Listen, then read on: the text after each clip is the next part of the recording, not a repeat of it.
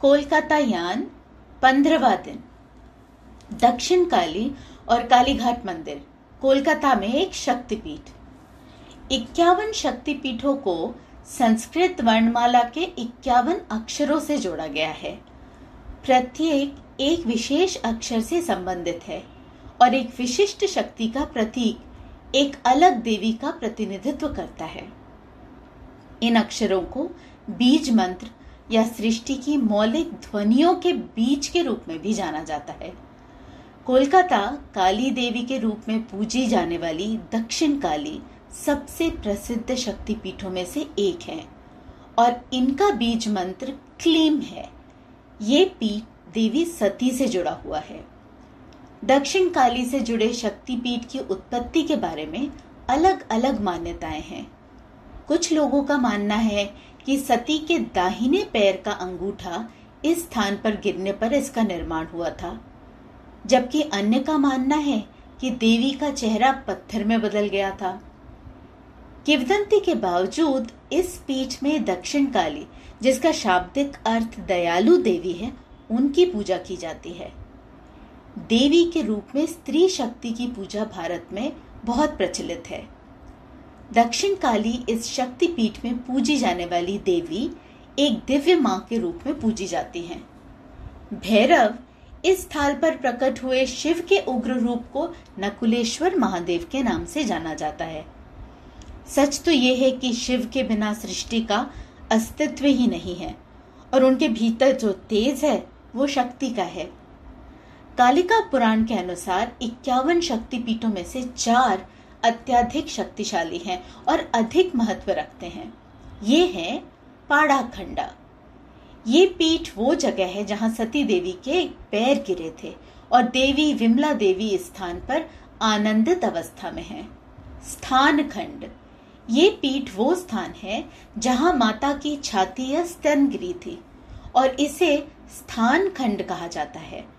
यहाँ जिस देवी की पूजा होती है वो है तारतारिणी। योनि खंड।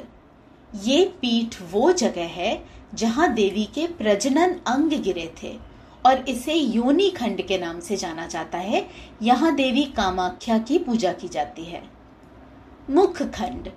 ये पीठ वो स्थान है जहां देवी का मुख गिरा था और इसे मुख खंड कहा जाता है। ये वही इलाका है जहां कोलकाता का दक्षिणेश्वर काली मंदिर स्थित है। इन चारों मंदिरों को सती देवी के सबसे शक्तिशाली मंदिरों के रूप में मान्यता प्राप्त है। कोलकाता के इस प्राचीन मंदिर की खोज चौरंगगिरी नाम के एक पवित्र तपस्वी या ऋषि ने की थी। ऐसा कहा जाता है कि उन्होंने सबसे पहले मां काली के चेहरे के निशान खोजे और एक छोटी सी झोपड़ी में मूल काली मंदिर की स्थापना की। उनके नाम पर कलकत्ता में एक इलाका भी है।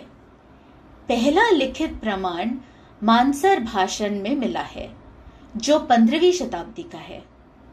ये 17वीं सदी के कवि कंकण मुकुंद दास की किताब चंडी मंगल में भी बताया गया है।